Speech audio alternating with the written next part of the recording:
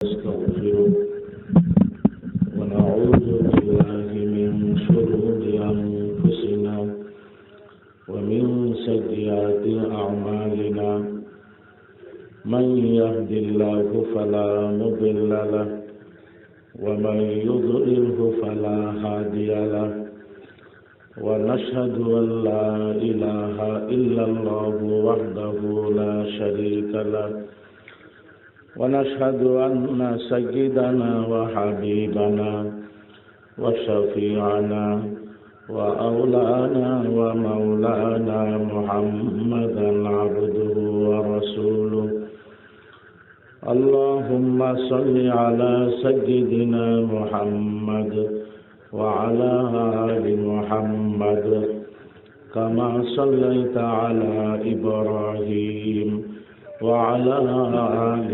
إبراهيم إنك حميد مجيد اللهم بارك على محمد وعلى آل محمد كما باركت على إبراهيم وعلى آل إبراهيم إنك حميد مجيد أما بعد فأعوذ بالله من الشيطان الرجيم بسم الله الرحمن الرحيم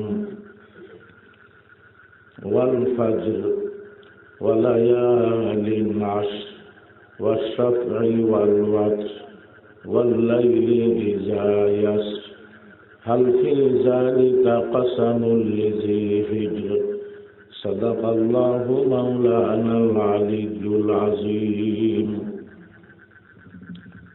মুআজ্জাজ মুহতারাম দ্বীনি মাহফিলের সম্মানিত সদর সাহেব মুদ্দাজিল্লুহুল আলী দিগার ওলামায়ে কেরাম ও আমার মুরব্বিয়ানে আজম এবং দিনদার ইমানদার মুসলমান ভাইরা, আশেপাশে বহু মা বোন পর্দানশীন কোরআন ও হাদিসের মূল্যবান বয়ান শোনার জন্য অপেক্ষা আছেন, সেই হিসেবে আমার পর্দানশীন মুসলমান মা বোনেরা, নুরানি মাহফিল মোবারক জলসা দুনিয়াতে চাইতে দামি সভা আর নাই। আল্লাহ পাক আমাদেরকে এই পর্যন্ত সুস্থ রাখি, দুনিয়াবি কাজ কাম থেকে মুক্ত রাখি, বিশেষ করে গুনার কাম খারাপ কাম থেকে আল্লাহ পাক আমাদেরকে দূরে রাখি, শরীক হওয়ার তৌফিক আনায়াত করলেন। সেজন্য আমরা সবাই আমাদের মাহবুদের দরবারে, মাওলা পাকের দরবারে অন্তরস্থল থেকে কালিমাত শুকর জানাই, আলহামদুলিল্লাহ। আমরা আগে অর্থটা বুঝি। এই সূরাকে বলা হয় সূরাতুল ফজর। এখানে ফজর শব্দ আছে, আল্লাহ পাক সেই দিকে মোবারক খেয়াল করি পুরা সূরাকে নাম দিলেন সূরাতুল ফজর। এটা হলো মক্কি সূরা। মক্কি সূরার মধ্যে বেশিরভাগ তিনটা বিষয় থাকে: তাওহীদ, রিসালাত, আখিরাত। আল্লাহ পাক এক এবং একক, ওনার কোনো অংশীদার নাই, ওনার কোনো আব্বা আম্মা দরকার নাই, ছেলেবেলে দরকার নাই, বিবি দরকার নাই, পরিবার দরকার নাই। রিসালাত, নবীরা যে বরহক, সব নবীরা যে মাসুম, এইভাবে কথা থাকে মক্কি সূরার। আখিরাত, কবর, হাসর, পুলসিরাত, হিসাব কিতাব, জান্নাত জাহান্নাম, এই বিষয় নিয়ে আল্লাহ পাক আলোচনা করেন মক্কি সূরাতে। মদিনী সূরাতে বেশিরভাগ নামাজ, রোজা, এভাবে হজ, যাকাত, বিধিবিধান, আইন কানুন, তালাক, বিবাহ শাদী, হালাল হারাম, এই কথাগুলা থাকে মদিনী সূরাতে। এটা হলো মক্কি সূরা। এখানে আল্লাহ পাক কাফেরদেরকে আযাব দিবেন, এদেরকে জাহান্নামে দিবেন, এই কথাগুলা থাকবেন। এবং ঈমানদারকে আল্লাহ পাক জান্নাত দিবেন, দোজখ থেকে আল্লাহ পাক নাম কাটিয়ে দিবেন, এই কথাগুলা থাকে। আল্লাহ পাক বলেন ওয়াল ফাজরি। আমরা অর্থটা বুঝি। ফজর ওয়াক্তর শপথ, কসম, সোম। ওয়ালায়ালি নাশরিন, 10টি রাতের কসম, শপথ, সোম। ওয়াশাফি ওয়াল ওয়াতরি, বিশেষ করে জোর এবং বেজোর রাতের শপথ। আল্লাহ পাক তারপরে বলেন ওয়াল্লাইলি ইজা ইয়াসরি, রাতের শপথ, রাত যখন চলে যা, অতিবাহিত হয়ে যা। এখানে 5টা কসম। একটা হলো ফজর ওয়াক্ত, একটা হলো 10টি রাত, একটা হলো জোর বেজোর, একটা হলো রাত। মোট কসম কটা? 5টা, জোর আর বেজোর 2টা। আল্লাহ পাক বলেন হাল ফি যালিকা কাসামুল লিজি হিজ, নিশ্চয় আমি আল্লাহ পাক যে 5টা কসম করছি জিনিসের, এর মধ্যে বুদ্ধিমানের জন্য বহুত বড় নিদর্শন আছে। এটা হলো কসম। আপনারা কসম কর না সোন কন? আবার মানুষ সোন করে না, সোন বলেন। কসমের পরে যে কথাটা বলা হয় এটাকে বলা হয় জবাবে কসম। আমরা বলি, আপনারা বলেন আল্লাহর কসম আমি টাকা দিছি বা টাকা দিই নাই, ও টাকা দিই নাই বা দিছি কষি, এটা হলো জবাবে কসম। এখানে জবাবে কসমটা পরিষ্কার নাই, পুরা সূরা দেখলে বোঝা যায় সেটা হলো লা ইউআযাবান্নাল কুফার, যারা কাফের, যারা বেদিন, যারা ইহুদি নাসারা, যারা বামপন্থী, যারা মূর্তি পূজক, গাছ বাস পূজক, পাথর পূজক, কবর পূজক, হিন্দু, আমি আল্লাহ পাক তাদেরকে নিশ্চয়ই আযাব দেব। এদেরকে শাস্তি দেওয়া হবে, দোজখে দেওয়া হবে, কষ্ট দেওয়া হবে, লাঞ্ছিত করা হবে। এটা হলো কসমের উত্তর। কসমের কারণ আল্লাহ পাক এখানে ফেরাউনের কথা বলছেন। ফেরাউন লানাতুল্লাহ আলাইহি মুসা নবীর সাথে বেয়াদবি করছেন, আলা নবিয়িনা আলাইহিস সালাতু ওয়াস সালাম, আল্লাহ পাক তাকে ধ্বংস করছে। ওয়া ফিরআউনা জিল আওতাদ, এভাবে আল্লাহ পাক বলছেন।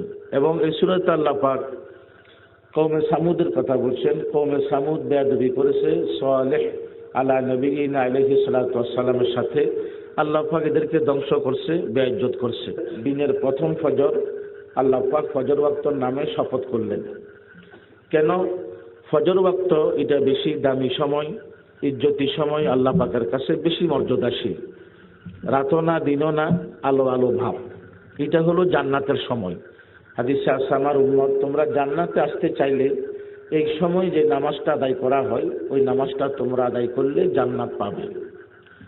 এই জন্য আমরা প্রতিজ্ঞা করি আমাদের বিশেষ কোনো শরীয়তের ওজন না থাকলে যেন আমাদের ফজরের নামাজটা কজা না হয়। এবং ফজরের নামাজ এত দামি নামাজ, হাদিস শরীফে আছে যিনি ফজরের নামাজ পড়ি ঘর থেকে বের হলো, আদায় করি ঘর থেকে বের হলো, কাজে কামে গেল, আমি নবী বলে দিলাম সে ঈমানের পতাকা, ঈমানের ঝান্ডা হাতে নিয়ে গেল। নবী ইসলাম বলেন ক্বালা রাসূলুল্লাহ সাল্লাল্লাহু আলাইহি ওয়াসাল্লাম মান খারাজা লিসালাতি সুবহি ফাকান্নামা খারাজা বিরায়াতিল ঈমান, যিনি ফজরের নামাজ আদায় করি ঘর থেকে বের হলেন বা নামাজ পড়িয়া বের হলেন, নামাজ পড়তে বের হলেন মসজিদে, উনি ঈমানের পতাকা নিয়ে বের হলেন। আর যিনি নামাজ না পড়ি কাজে কামে গেল, হাটে বাজারে গেল, উনি ইবলিস এবং শয়তানের পতাকা হাতে নিয়ে গেল। আমরা কি ইবলিসের পতাকা নিয়ে যেতে চাই নাকি ঈমানি পতাকা নিয়ে? বলেন। আল্লাহ পাকের নবী ইরশাদ করেন ওয়ামান খারাজা ইলা সুক খারাজা বিরায়াতি শাইতান, তিনি বাজারে গেলেন, উনি শয়তানের পতাকা নিয়ে গেলেন, নামাজ না পড়ি গেলেন। এভাবে হাদিস শরীফে আছে আমার যে উম্মত পুরুষ মহিলা যে বা যাহারা আজান শুনছে, কোনো ওজন নাই, অলসতা, সে ফজরের নামাজ পড়লো না, তার দোনো কানে শয়তানে পেশাব করে। তার দোনো কানে পেশাব করে কে বলেন? শয়তানে। তা আমাদের কানে শয়তানে পেশাব করুক, এটা কি আমরা চাই? শয়তান আন্তর্জাতিক কাফের, আবার তার পেশাব নাজাসাতে গলিজা, আন্তর্জাতিক গলিজা। নাজাসাতে গলিজা কারে বলা হয়? আমরা কিছু মানুষ ভুল বুঝি, আমরা মনে করি স্বাস্থ্য শক্ত হইলে গলিজা, হালকা হইলে খফিফা, এটা ভুল কথা। পেশাব তো এটা শক্ত না। নাজাসাতে গলিজা বলা হয় এমন প্রমাণ দিয়া ওই জিনিসটা নাপাক সাব্যস্ত হয়েছে, কোনো প্রমাণে তাকে পাক বলে না, সব প্রমাণে নাপাকেই বলে। তাহলে কথাটা শক্ত, দলিলটা শক্ত, স্বাস্থ্য শক্ত, নরম না। আচ্ছা, তো একটা পেশাব আরো শয়তান, তার দোনো কানে পেশাব করে কে বলেন তো? শয়তানে। আমাদের নবী মুহাম্মদ মুস্তাফা সাল্লাল্লাহু আলাইহি ওয়াসাল্লাম দুনিয়াতে থাকাকালীন একটা ঘটনা ঘটছে। নবী ইসলাম বলছেন বালা শাইতানু ফি উজনাইহি, শয়তান তার দোনো কানে পেশাব করছে। এভাবে হাদিস শরীফে আছে ফজরের নামাজ আর এশারের নামাজ মুনাফিক যারা বেশি কঠিন ওদের উপরে, কারণ তারা যোহর আসর মাগরিব পরে লোক দেখানো, ওই 3 টাইমে লোক থাকে হাটে বাজারে, কথা বোঝা আসতেছে? অন্ধকার না। এশা আর ফজর মুনাফিকেরা পড়তে বেশি কষ্ট পায়, কারণ অন্ত অন্ধকার, কে কারে দেখে। ফজরের তো লাশ, ওদের তো উদ্দেশ্য দেখানো, দেখার মানুষ তো নাই। এশারের সময় অন্ধকার, খেত খামার বন্ধ, অফিস আদালত বন্ধ, এখন মানুষ খানা খাইয়া ঘুমে চলে যাবে। এই 2 টাইমে মুনাফিক নামাজ পড়তে বেশি কষ্ট পায়। আমার যে উম্মত এই 2 টাইমে মনোযোগ সহকারে নামাজ পড়বে, আমি নবী বললাম সে খাঁটি মুমিন, সে মুনাফিক না। আল্লাহ পাকের নবী ইরশাদ করেন, قال رسول الله صلى الله عليه وسلم إن أثقل الصلاة على المنافقين صلاة العشاء والفجر। মুনাফিকদের উপরে বেশি কঠিন হলো এশা এবং ফজরের নামাজ। এবং আল্লাহর প্রিয় নবী মুহাম্মদ মুস্তাফা সাল্লাল্লাহু আলাইহি ওয়াসাল্লাম বলছেন, আমার যে উম্মত ফজরের নামাজ এবং এশারের নামাজ বা জামাত সওয়াবের উদ্দেশ্যে পড়বে, পুরা রাত নফল ইবাদত করার সওয়াব পাবে। আমরা কিছু জিনিস আছি, আমরা কারাকারি ফারাফারি দৌড়াদৌড়ি করি, যেগুলো আসলে কোনো সওয়াব নাই। কিয়াম করলে কোনো সওয়াব নাই, ওরস করলে কোনো সওয়াব নাই, এটা করলে কোনো সওয়াব নাই। নবীকে সালাম দিলে সওয়াব আছে, আসসালামু আলাইকা আইয়ুহান নবী। সালাম হলো আগে, আইয়ুহান নবী হলো পরে। আর আমরা বাড়িঘরে দোকান উদ্বোধন করি, ইয়া নবী সালাম আলাইকা, সালামও দিতে জানি না। সালাম হইলো আগে, আইয়ুহান নবী হইলো বলেন না পরে। আর আমরা আল্লাহ পাকের নবীকে সালামটা দিতে জানি না, আমরা কই ইয়া নবী সালাম আলাইকা, ও নবী তোমার সালাম। বেয়াদবি করি ফেলাই, এগুলি কোনো ইবাদত না। ইবাদত হলো আসসালামু আলাইকা আইয়ুহান নবী। এভাবে যেগুলি এখন বলা হচ্ছে কত গুরুত্বপূর্ণ ইবাদত, এগুলা সারাসারি। আর যেগুলো ইবাদত নয় এগুলা লই কারাকারি, ওরস লই, মাজার লই, মিলাদুন নবী লই। এ কথা বুঝে না পাগলে জাতেরা। জন্ম আছে যার, বলেন না, মৃত্যু আছে তার। জন্ম আছে যার, বলেন, তো মৃত্যুর কথা কইলে ক্ষতি কি? আমাদের নবীকে গোসল দিছে, দাফন দিছে, কাফন দিছে, জানাজার নামাজ হয়েছে।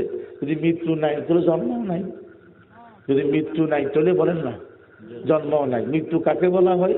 স্বাস্থ্য থেকে রুহটা চলে যাওয়া, এটার নাম হলো মওত। আল্লাহ পাক বলছেন, হ্যাঁ, কবরে যাওয়ার পরে আবার আল্লাহ পাক রুহ দিয়েছেন। যেমন এখন লাইট জ্বলতেছে, সুইচ দেওয়া আছে, সুইচ বন্ধ করলে লাইট বন্ধ হয়ে যাবে, আবার দিলে আবার আসবে। এটাই কথা। রুহটা চলে গেছে মওত, রুহটা থাকলে হায়াত। কবরে যাওয়ার পরে আল্লাহ পাক আবার রুহটা দিছে। সব নবীরা কবরে জিন্দা, সব নবীরা কবরে জান্নাতের খানা খান। এবং মুসা আলাইহিস সালামের কবরে আমাদের নবী আলাইহিস সালাম মেরাজের রাত্রে গেছেন, মুসলিম শরীফের হাদিস। উনি কবরে দাঁড়ায় দাঁড়ায় নামাজ পড়েন। আর আমাদের নামে কত অপবাদ, আমরা নবীদের মরা কই, অথচ কবরে যাওয়ার পর আবার কি বলেন তো, জিন্দা। এটা হলো মিথ্যুক, এরা হলো 2 নম্বর মানুষ, এগুলো অপবাদ। এই যে হুজুর আগে অপবাদের কথা বলছেন, দোষ না থাকলে তারপরও সাফাই দেওয়া, এটা হলো অপবাদ। এটা গীবতের চাইতে আরো মারাত্মক গুনাহ, মারাত্মক গুনাহ। এরা হলো আসলে ইহুদি নাসারা, এদের পিছে কাজ করে। আওয়ামকে দরকারি কথা বলে না, বেদরকারি কথা বলে। আওয়ামকে মীমাংসার কথা বলে না, গন্ডগোলের, বলেন না, কথা বলে। আওয়ামকে এক রায় হওয়ার কথা বলে না, বিভক্ত করি। এরা ভালো মানুষ না, সমাজে খুব খারাপ মানুষ। এশারের নামাজ, ফজরের নামাজ জামাতের সহিত পড়লে পুরা রাত নফল ইবাদতের সওয়াব দিবে। কত কষ্ট পুরা রাত, আমরা তো জীবনে পারি নাই পুরা রাত। সবে কদর আসলে আমরা কিছু ঘুমাই 2-1 ঘন্টা, তারপর হয়তো আমরা ইবাদত করি। সবে বরাত আমরা আসলে কিছু ঘুম যাই 2-1 ঘন্টা, তারপর ইবাদত করি। কিন্তু পুরা রাত নফল ইবাদতের সওয়াব দিবে যে ব্যক্তি ফজর এবং এশা জামাতে পড়ে। আল্লাহ পাকের নবী ইরশাদ করেন, قال رسول الله صلى الله عليه وسلم من صلى العشاء بجماعة فكأنما قام نصف الليل ومن صلى الفجر بجماعة فكأنما قام الليل كله। যিনি এশা এবং ফজর জামাতের সহিত পড়বেন, পুরা রাত ওনাকে সওয়াব দেওয়া হবে।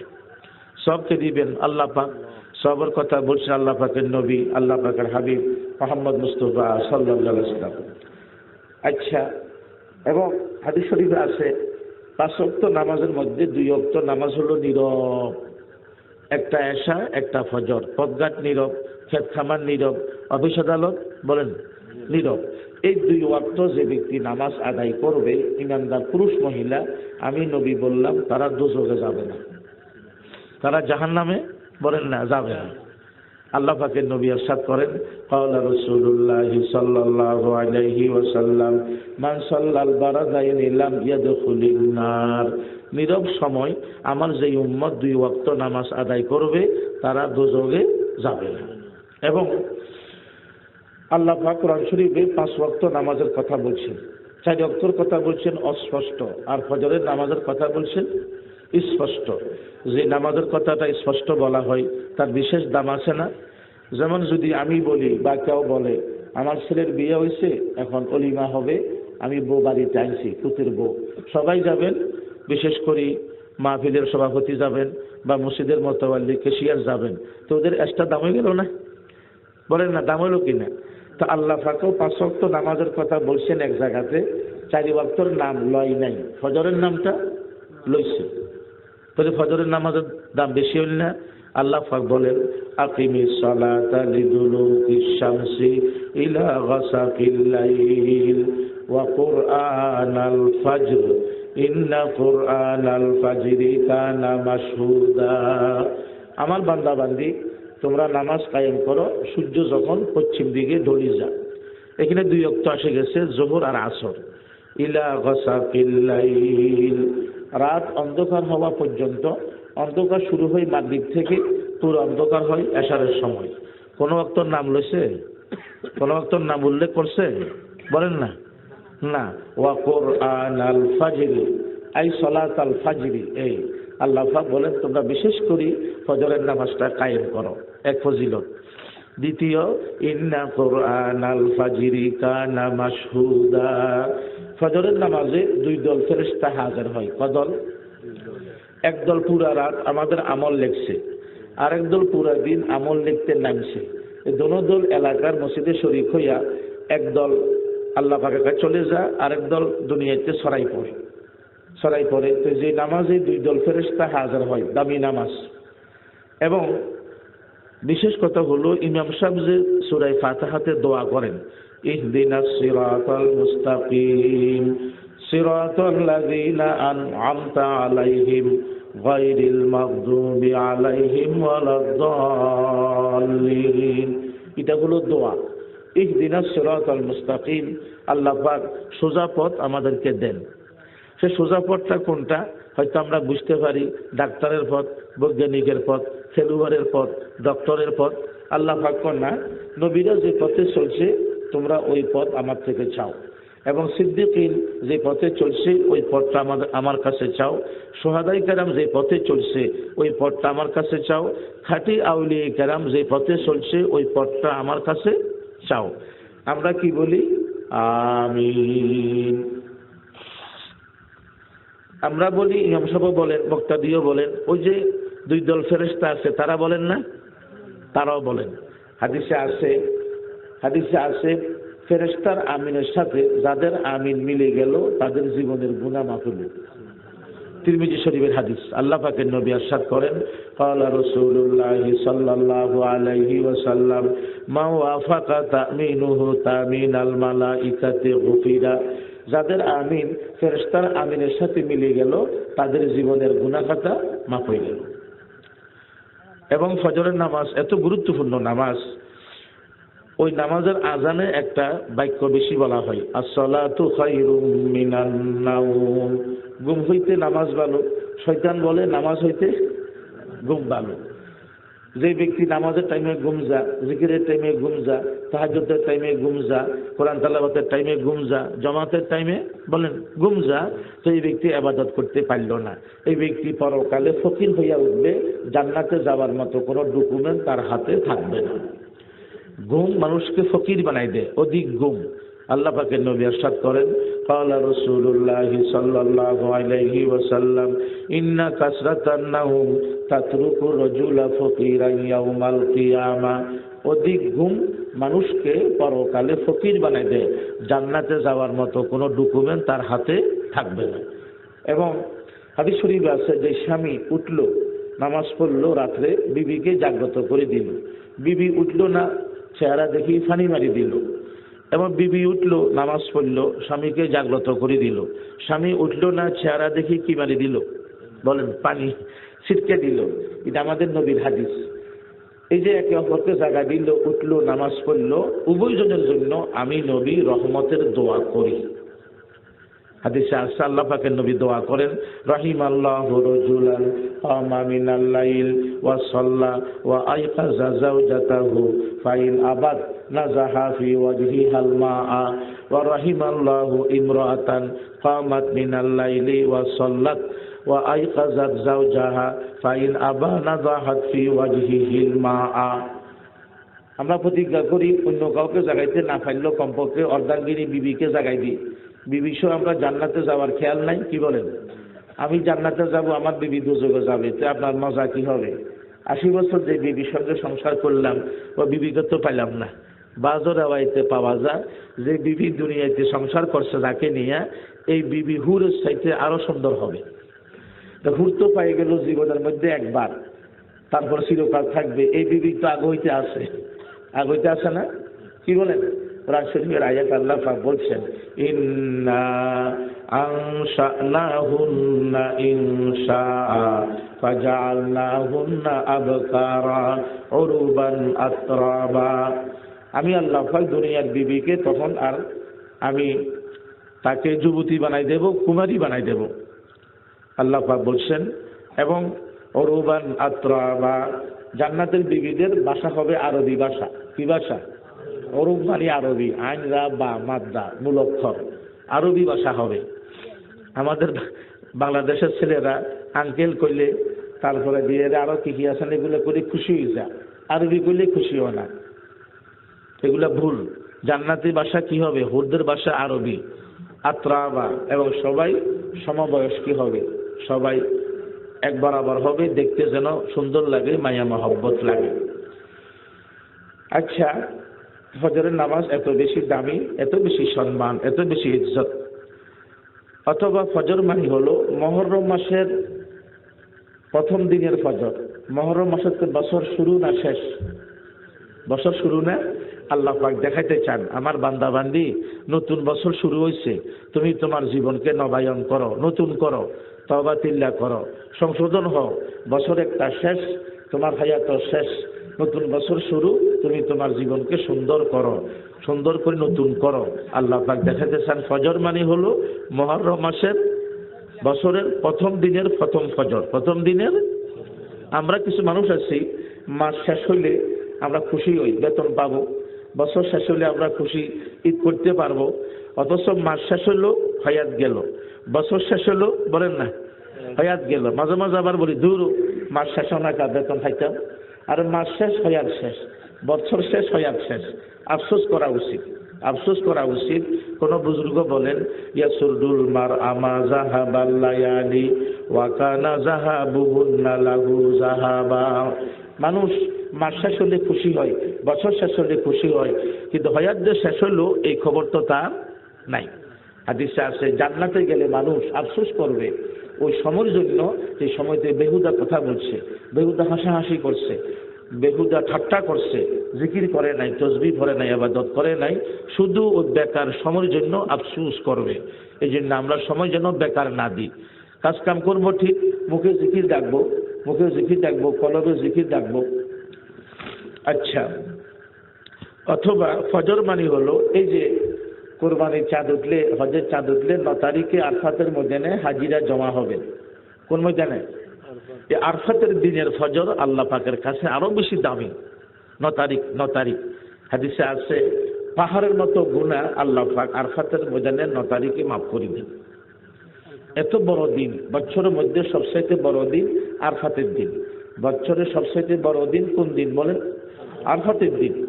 ফেরেশতারা পর্যন্ত অবাক হয়, ফেরেশতারা বলে, আল্লাহ পাক, ওই যে ময়দানে আরফাতের কোণাতে এক ব্যক্তি বসে আছে, আপনি কি তার গুনাহ মাফ করছেন না? তো আল্লাহ পাক বলে, বান্দা আমার, জান্নাত জাহান্নাম আমার, লক্ষ লক্ষ টাকা খরচ করে আমার কাছে আসছে, সে তওবা করলো, আমি আল্লাহ মাফ করলে তোমাদের ক্ষতি কি? এবং হাদিসের মধ্যে আছে, শয়তান আফসোস করে, দুঃখিত হয় আরফাতের ময়দানে, চেহারা মলিন হয়, আহারে আমি গুনাহ করেছি দুজকে নেওয়ার জন্য, আজকে তো সব গুনাহ মাফ হয়ে গেল। এই জন্য হাদিসে আছে নবী ইসলাম বলছেন, আমি শয়তানকে জীবনে দুইবার বেশি আফসোস করতে দেখছি। একবার হলো আরফাতের দিন, একবার হলো বদরের যুদ্ধের দিন। ইসলামের প্রথম যুদ্ধ বদরের যুদ্ধ, শেষ যুদ্ধ হলো গজওয়ায়ে তাবুক। 5000 ফেরেশতা নাযিল হয়েছে। ক হাজার? 5000 ফেরেশতা নাযিল হয়েছে। জিবরাইল ফেরেশতা কাঁথা ঠিক করতেছে সাহাবায়ে কেরামের ফেরেশতাদের। হাদিসে আছে ওয়া কানা জিবরিলু ইয়াজিউল মালাইকাতা, জিবরাইল ফেরেশতা কাঁথা ঠিক করে। 5000 ফেরেশতার মাথার মধ্যে পাগড়ি আছে। 5000 ফেরেশতার মাথার মধ্যে কি আছে? আর আমাদের দেশের কিছু বোকা মানুষ নামদাই মুসলমান পেটুক মৌলবী পাগড়ি বানলে ওয়াহাবি। তাহলে সব ফেরেশতারা ওয়াহাবি, তুই আর কারেক্ট ওয়াহাবি, তুই দুজবি। আজব আজে কথা, ফালতু কথা। আহারে, ওই যে কপালে হেদায়েত নাই, কলবে হেদায়েত নাই, অমানুষ। 5000 ফেরেশতার মাথা কি আছিল বলেন না? তো পাগড়ির আদেশটা কে দিছে? তো আল্লাহ তো ওয়াহাবি, তুই কারেক্ট ওয়াহাবি, তুই শতানের তোয়াই দুজবে যাইস। কোরআন শরীফের আয়াত, আল্লাহ পাক বলছেন আলা ইয়াকফিয়াকুম আইয়ুমিদ্দাকুম বিখামসাতি আলাফিন মিনাল মালাইকাতি মুসাওয়িমিন। নবী, আমি আপনার জন্য 5000 ফেরেশতা পাঠাবো, মাথার মধ্যে পাগড়ি। মাথার মধ্যে কি? এবং নবী ইসলাম বলছেন, আমার উম্মতেরা, পুরুষেরা, তোমরা মাথায় পাগড়ি দাও। যত লক্ষ কোটি কোটি ফেরেশতা আছে, সব ফেরেশতার মাথার মধ্যে পাগড়ি, তোমরাও সেটা গ্রহণ করো। ফেরেশতা ভালো জাত, ভালো সৃষ্টি। আল্লাহ পাকের নবী ইরশাদ করেন, ক্বালা রাসূলুল্লাহ সাল্লাল্লাহু আলাইহি ওয়াসাল্লাম আলাইকুম বিল আমাইম ফা ইন্নাহা সিমাউল মালাইকা। আমার উম্মতেরা, তোমরা পাগড়ি ব্যবহার করো, এটা হলো পবিত্র ফেরেশতাদের আলামত। ফেরেশতা কি ভালো সৃষ্টি না খারাপ সৃষ্টি? গুনাহ করতে জানে না, ঘুম যাইতে জানে না, পেশাব পায়খানা নাই, বউ বেডি নাই, যৌবন নাই, সংসার নাই, পুরা জীবন জিকির জিকির জিকির, পুরা জীবন। আল্লাহ পাক ফেরেশতার প্রশংসা করেন। কোরআন শরীফের আয়াত, বাল হুম ইবাদুন মুকরামুন। আমার ফেরেশতারা খুব সম্মানী জাতি, সম্মানী জাত। আল্লাহ পাক বলছেন, আপনি হয়তো মানতে পারেন না, বায়ু সরা বা অভ্যাস নাই, আপনি কোনো কাফের হবেন না, সওয়াব কম পাবেন। এটা তুচ্ছ করেন, দুটো ফাগরি বানলে এটা খারাপ, এটা কাফের নষ্ট হয়ে যায়, এটা হুদা বেহুদা কাম করে সাথে সাথে আপনি কাফেরে যাবেন।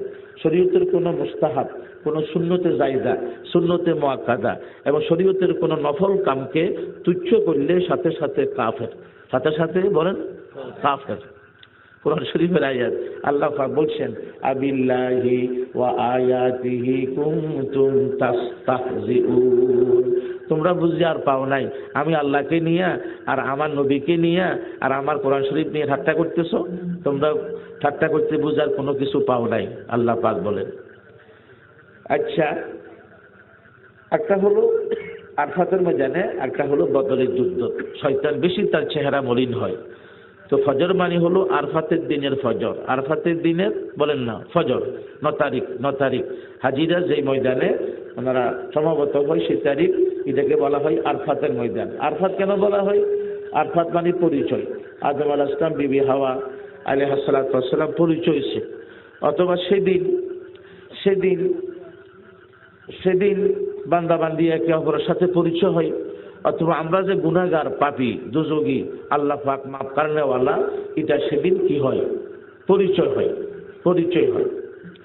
ওয়াল ফাজরি ওয়া লায়ালিন নাস, 10টি রাতের শপথ। খুব গুরুত্ব সহকারে শুনবেন। আল্লাহ পাক যেন আমাকে আমল করার তৌফিক দান করেন, আমিন বলেন। আল্লাহ পাক রাতের মালিক, দিনের মালিক, সপ্তাহের মালিক, বছরের মালিক। উনি 10টা রাতের নাম মেনশন করে বলছেন, আর অন্য কোনো রাতের নাম বলেন নাই। 10টি রাতের শপথ। কোন 10 রাত উনি এত বেশি ভালোবাসেন ইবাদত হিসাবে, সেটা কি আমরা বাঁচতে হবে না, নির্ণয় করতে হবে না? কি বলেন? কথা বলেন না। হাদিসে আছে, অধিকাংশ হাদিসে আছে, কোরবানির চাঁদ উঠার পরে, বন্ধ করে দেন, কোরবানির চাঁদ উঠার পরে কোরবানি করা পর্যন্ত এই 10 দিন 10 রাতের ইবাদত আল্লাহ পাকের কাছে আর দুনিয়ার কোন দিন রাতের ইবাদত এত বেশি দামি না। এই যে আর আসতেছে আমাদের কাছে 10 দিন পরে কোরবানির চাঁদ। এখন তো গরু উঠা আরম্ভ হয়েছে, গরুকেও কম বেশ খরিদ করতেছে। কোরবানির চাঁদ উদিত হওয়ার পর হইতে কোরবানি করা পর্যন্ত ইবাদতগুলি আল্লাহ পাকের কাছে পৃথিবীর আর কোন দিনের ইবাদত এত বেশি দামি না। এই 10 দিন 10 রাতের ইবাদত এত দামি। হিজ্জা ক্বালু ইয়া রাসূলুল্লাহ ওয়ালাল জিহাদ ক্বালা ওয়ালাল জিহাদ ইল্লা রাজুলুন খারাজা বিনাফসিহি ওয়া মালিহি ফালাম ইয়ারজি মিনহুমা বিশাইইন। নবী ইসলাম বললেন, কোরবানির চাঁদ ওঠার পর হইতে কোরবানি করা পর্যন্ত 10 দিন 10 রাত ইবাদত এত বেশি দামি আর কোন ইবাদত এত বেশি দামি বলেন না নয় কোন দিনের। সাহাবায়ে কেরাম তো অবাক, নবী আপনি বলছেন জিহাদ করলে সওয়াব বেশি। হ্যাঁ সওয়াব বেশি, কিন্তু এই 10 দিন 10 রাতের ইবাদত জিহাদের চাইতে সওয়াব বেশি। কাফেরের সাথে ইসলাম প্রতিষ্ঠার লক্ষ্যে জিহাদ করলে যে সওয়াব আরো বেশি সওয়াব এই 10 দিন 10 রাত ইবাদত করা। হ্যাঁ, যে ব্যক্তি মাল লই গেল, জান লই গেল ময়দানে, মাল জান একটু ফেরত আনে নাই, সব শেষ, মালও শেষ বলেন না, জানও শেষ, এই ব্যক্তির হয়তো মর্তবা একটু করে বাড়তে পারে, না হয় 10 দিন 10 রাতের ইবাদত কোরবানির চাঁদ উঠার পর হইতে কোরবানি করা পর্যন্ত আল্লাহ পাকের কাছে জিহাদের চাইতে সওয়াব বেশি। তাহলে আমরা প্রতিজ্ঞা করি, মা বোনকে আমরা এইভাবে আমরা মারি, আমরা তো তরকারি স্বাদ না হলে মারি, আমরা এইভাবে গড় ঝাড়ুকা দেন আমরা মারি, গরুর দুধকা দোনো আমরা মারি। আসলে বিবিকে মারতে হবে নামাজ না পড়লে, বিবিকে মারতে হবে পর্দা মতে না চললে, বিবিকে মারতে হবে স্বামীর সামনে না সাজলে, বিবিকে মারতে হবে ফরজ গোসল বলেন না না করলে, অলস আধা 2 ঘন্টা 3 ঘন্টা সেইভাবে নাফাক থাকে, জোরক্তবিল নাফাক থাকে, এর সারি কারণে বিবিকে মারা যায়। এই সামনের 10 দিন আসতেছে, বিবিকে পুত্রবধূকে আপনি তাকিদ দিবেন, শক্ত করে বলবেন যে আমাদের কাম কমাই দাও, ইবাদত বাড়াই দাও। এবং হাদিস শরীফে আছে, কোরবানির চাঁদ উঠার পর হইতে কোরবানি করা পর্যন্ত প্রত্যেক দিন আল্লাহ পাকের কাছে 1000 দিনের সমতুল্য ইবাদত হিসাবে। কোন হিসাবে? এবং প্রত্যেক দিন গেল এবং দিন ও রাত, আর 9 তারিখেরটা হলো 10,000 দিনের সমতুল্য ইবাদত হিসাবে। কি হিসাবে? তো আমরা যদি কাম কম করি দাম বেশি পাই, এটা লাভ না? কি বলেন? এইটা হলো এই উম্মতের জন্য আল্লাহ পাকের পক্ষ থেকে সুযোগ, ইবাদত কমাই দিছে, দাম বাড়াই দিছে। আমাদের হায়াত কম হলে অসুবিধা নাই। আমাদের নবী মুহাম্মদ মুস্তাফা সাল্লাল্লাহু আলাইহি ওয়াসাল্লাম দোয়া করি, উনি এভাবে ইবাদত কমাই দিছে, দাম বাড়াই দিছে। আল্লাহ পাকের নবী ইরশাদ করেন, কুল্লু ইয়াউমিন আলফুন ওয়া ইয়াউমু আরাফাতা আশারাতু আলাফ। প্রত্যেক দিন 1000 দিনের সমতুল্য, আর 9 তারিখটা হলো ইবাদত হিসাবে 10,000 দিনের বলেন সমতুল্য। আচ্ছা, এবং হাদিস শরীফে আছে বছরের অন্যান্য দিনের ইবাদত 1-10 কমপক্ষে, আর কোরবানির চাঁদ উদিত হবার পর হইতে কোরবানি করা পর্যন্ত 1-700 তাহলে আমরা ইবাদত বাড়াইতে হবে না দুনিয়াবি মোবাকাম বাড়াইতে হবে? হাদিসে আছে, ওয়া ইন্নাল হাসানাত ইউদাআফু বিসাবমিয়াতি দাইফিন। রমজান কোরবানির চাঁদ উদয় হবার পর হইতে প্রত্যেক দিন রাতের ইবাদত 700 গুণ। একবার তাসবিহ 700, এক ওয়াক্ত নামাজ 700 বার, এইভাবে সওয়াব হবে। এগুলি ইবাদত। আর আমরা যেগুলি ইবাদত নয় এগুলা লই কারাকারি করি, এটা না দিলে কোনা চোখে চাই ঝগড়া করি, ঠিক না? অথচ এটা কোনো ইবাদত না। ইবাদত হলো দুরূদ শরীফ পড়া, ইবাদত হলো সালাম দেওয়া, এটা হলো বেদাত, এটা জাল হাদিস। এটা কি বলেন তো? এবং যে ব্যক্তি বললেন মুহাম্মদ, এই নামটা কি ওই ব্যক্তির মুখে না বুড়ি আঙ্গুলের মাথা? তো আপনি সুমা দিলে মুখে না সুমা দিবেন, এখানে কি বেদাতিরা বেকুব হয়, এখানে বেকুব। শরীয়তের প্রমাণ নাই, হাদিস প্রমাণ নাই, বানানো কথা, আন্দাজি কথা, জাল কথা, 2 নম্বরই কথা। এই কথা বুঝলো না।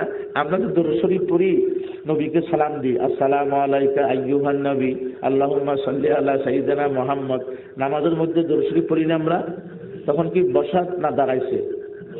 তো যদি দাঁড়াই না দিলে বেয়াদবি হয়, বসলে বেয়াদবি হয়, তো আল্লাহ পাক কি নবীর সাথে বেয়াদবি শিখে দিছে? কি দেখো দুজাত দেখো, একদম মানুষের গরু রাখে, সে 1 ঘন্টা গরু রাখবে, বাধা আস গরু ঘাসটা, সে আস্তে আস্তে হাঁটতেছে, দরুদ শরীফ পড়বে, সালাম দিবে, তার সওয়াব বাড়ি গেল।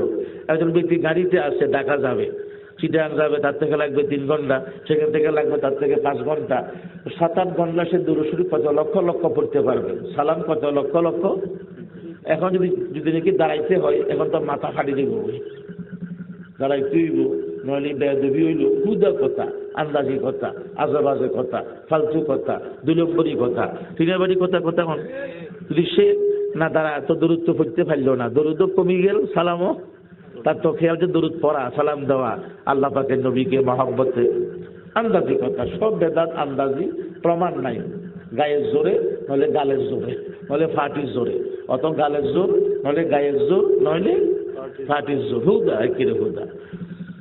দাড়িও সোম করিও সোম, দাড়িও সোম বলেন না।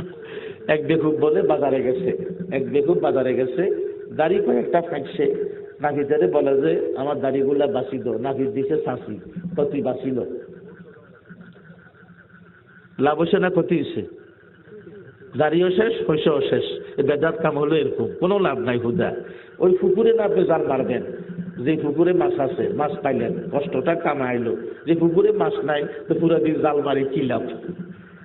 কথা বোঝেন নাই মনে হয়। ওরসের গোস্ত খাওয়া হারাম, ওরসের গোস্ত খাওয়া বলেন না, কিন্তু এটা খাইবেন না জান দিয়ে না। আচ্ছা আপনি দেখেন গরু ছাগলের মালিক কে? আমরা যে কোরবানি করি, আমরা আল্লাহ পাকের হুকুম মতে, নবীর তরিকার মতে পবিত্র জায়গাতে কিবলামুখী হইয়া বিসমিল্লাহি আল্লাহু আকবার আমরা খাই, গরিবেরে খাওয়াই, আত্মীয় স্বজনের আমরা বলেন না খাওয়াই। এখন দেখেন এই ফ্যাট ফুজুক মুলবিরা আর বন্ডরা ওই তেল লাগাও রে, লাল সালু লাগাও রে, তারপর ফুলের মালা দাও রে, তারপরে এটাকে গাড়িত করি লাও রে, বান্দিয়া মাজারে লই যাও রে। তোরে বোঝা গেল উনি খেয়াল ন, উনি খেয়াল, লাভ ক্ষতির মালিক উনি, হয়াত মতের মালিক উনি, সুখ দুঃখের মালিক উনি, আমাকে রিজিক দাতা উনি। এই জন্য হিন্দুর ফাটা ছাগল যেমন মূর্তির নামে জবে করলে মুসলমান খাওয়া